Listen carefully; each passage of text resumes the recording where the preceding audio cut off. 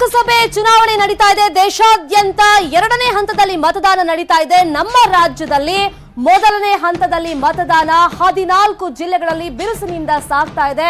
So ಇನ್ನು ಯಾರೆಲ್ಲ ಮತದಾನ ಮಾಡಿಲ್ಲ, ಯಾರಿಗೆಲ್ಲ ಅವಕಾಶ ಇದೆ, ದಯಮಾಡಿ ಹೋಗಿ ಮತದಾನ ಮಾಡಿ. ಇದು ನ್ಯೂಸ್ 18ನ ಕಳಕಳಿ. ಯಾಕಂದ್ರೆ ಒಂದೊಂದು ರೂಪಾಯಿ ಸೇರಿ ಖಜಾನೆ ಆಗುತ್ತೆ, ಒಂದೊಂದು ಹನಿ ಸೇರಿ ಸಾಗರವಾಗುತ್ತೆ. ನಿಮ್ಮ ಒಂದೊಂದು ಓಟು ಸೇರಿ ಪ್ರಜಾಪ್ರಭುತ್ವ ರಚನೆಯಾಗೋದು. ಹಾಗಾಗಿ ಯಾರಿಗೆಲ್ಲ ಅವಕಾಶ ಇದೆಯೋ ಮತದಾನಕ್ಕೆ ಅವರೆಲ್ಲ ದಯಮಾಡಿ ಹೋಗಿ ಓಟ್ ಮಾಡಿ. ಇದು ನ್ಯೂಸ್ 18ನ ಕಳಕಳಿ.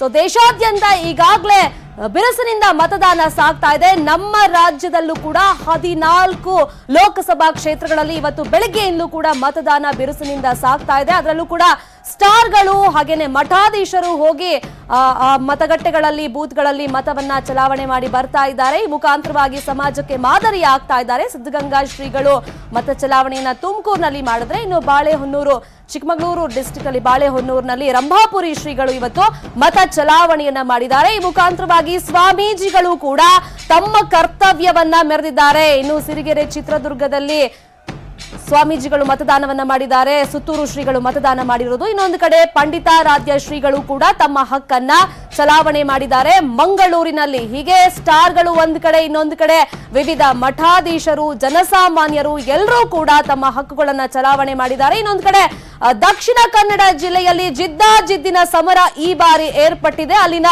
ಇಬ್ಬರು ಅಭ್ಯರ್ಥಿಗಳು, ಬಿಜೆಪಿಯ ನಳಿನ್ ಕುಮಾರ್ ಕಟೀಲ್ ಹಾಗೇನೆ ಕಾಂಗ್ರೆಸ್ನಿಂದ ಮಿಥುನ್ ರಾಯ್, ಇಬ್ರು ಕೂಡ ಮತ ಚಲಾವಣೆಯನ್ನ ಮಾಡಿದ್ದಾರೆ. ಅದನ್ನು ನಾವೀಗ ಸ್ಕ್ರೀನ್ ಮೇಲೆ ನೋಡ್ತಾ ಇದ್ದೀವಿ. ಎಲ್ಲಾ ಕಡೆ ಇದೀಗ ಬಿರುಸಿನಿಂದ ಮತದಾನ ಸಾಗ್ತಾ ಇದೆ. ಅರ್ಧ ರಾಜ್ಯ ಅಂದ್ರೆ 14 ಕ್ಷೇತ್ರಗಳಲ್ಲಿ ನಮ್ಮ ರಾಜ್ಯದಲ್ಲಿ ಮೊದಲನೇ ಹಂತದಲ್ಲಿ ಮತದಾನ ಇವತ್ತು ನಡೀತಾ ಇರೋದು. ಹಾಗಾಗಿ ಅರ್ಧ ರಾಜ್ಯದಲ್ಲಿ ಯಾವ ರೀತಿ ಚಿತ್ರಣ ಇದೆ ಅನ್ನೋದನ್ನ ಬೆಳಗ್ಗೆಯಿಂದಲೂ ಕೂಡ ನ್ಯೂಸ್ 18ನಲ್ಲಿ ಮಾಹಿತಿಯನ್ನ ಕೊಡ್ತಾ ಇದ್ದೀವಿ. ಇನ್ನೊಂದು ಕಡೆ ನಾವು ಬೇರೆ ರಾಜ್ಯ ಅಂದ್ರೆ ತಮಿಳುನಾಡಿನಲ್ಲೂ ಕೂಡ ಇವತ್ತು ಮತದಾನ ನಡೀತಾ ಇದೆ. ಅಲ್ಲಿ ಸ್ಟಾರ್ ನಟರು ಹೋಗಿ ಮತದಾನವನ್ನ ಮಾಡಿ ಬಂದಿದ್ದಾರೆ. ರಜನಿಕಾಂತ್ ಹಾಗೇನೆ ಕಮಲ್ ಹಾಸನ್ ಅವರು ಕೂಡ ಮತದಾನವನ್ನ ಮಾಡಿದ್ದಾರೆ.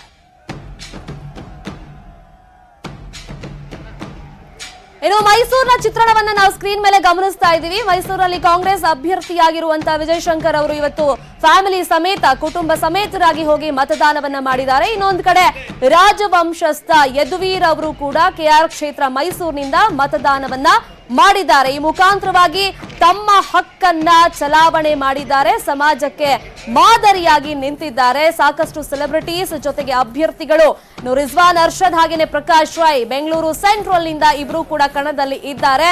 ಸೊ ಮಲ್ಯ ರಸ್ತೆಯಲ್ಲಿ ಪ್ರಕಾಶ್ ರೈ ಅವರು ತಮ್ಮ ಹಕ್ಕನ್ನ ಚಲಾವಣೆ ಮಾಡಿದ್ರೆ, ರಿಜ್ವಾನ್ ಅರ್ಷದ್ ಅವರು ಕೂಡ ಅವರು ಕಾಂಗ್ರೆಸ್ನ ಅಭ್ಯರ್ಥಿಯಾಗಿದ್ದಾರೆ ಸೆಂಟ್ರಲ್ ಕ್ಷೇತ್ರಕ್ಕೆ ಬೆಂಗಳೂರು ಕೇಂದ್ರದಿಂದ. ಅವರು ಕೂಡ ಇವತ್ತು ಮತ ಚಲಾವಣೆಯನ್ನ ಮಾಡಿದ್ದಾರೆ. ಇನ್ನೊಂದ್ ಕಡೆ ಪರಮೇಶ್ವರ್ ಹಾಗೇನೆ ಜಿಟಿ ದೇವೇಗೌಡರು ಚಾಮುಂಡೇಶ್ವರಿ ಕ್ಷೇತ್ರದಲ್ಲಿ, ಮೈಸೂರು ಲೋಕಸಭಾ ಕ್ಷೇತ್ರದಲ್ಲಿ ಅವರು ಮತ ಚಲಾವಣೆಯನ್ನ ಮಾಡಿದ್ದಾರೆ. ಇನ್ನು ಪರಮೇಶ್ವರ್ ಅವರು ಕೂಡ ಕೊರಟಗೆರೆಯಲ್ಲಿ ತಮ್ಮ ಹಕ್ಕನ್ನ ಚಲಾವಣೆ ಮಾಡಿದ್ದಾರೆ.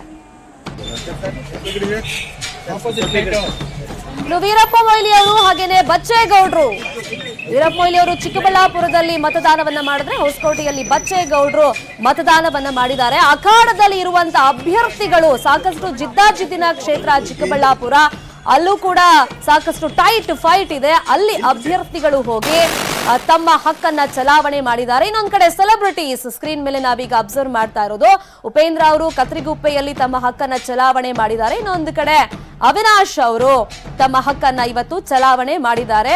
ಅವಿನಾಶ್ ಅವರು ತಮ್ಮ ಹಕ್ಕನ್ನ RR ನಗರದಲ್ಲಿ ಇವತ್ತು ಚಲಾವಣೆ ಮಾಡಿರೋದು.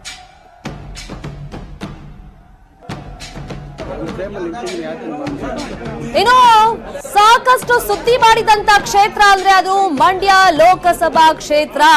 ಸೊ ಅಲ್ಲಿ ದೊಡ್ಡರಸಿನಕೆರೆಯಲ್ಲಿ ಮಂಡ್ಯದಲ್ಲಿ ಸುಮಲತಾ ಅವರು ಇವತ್ತು ಓಟನ್ನ ಮಾಡಿದ್ರು. ತಮಗೆ ಗೆಲ್ಲೋ ವಿಶ್ವಾಸ ಇದೆ, ಆತ್ಮವಿಶ್ವಾಸವನ್ನ ವ್ಯಕ್ತಪಡಿಸಿದ್ದಾರೆ.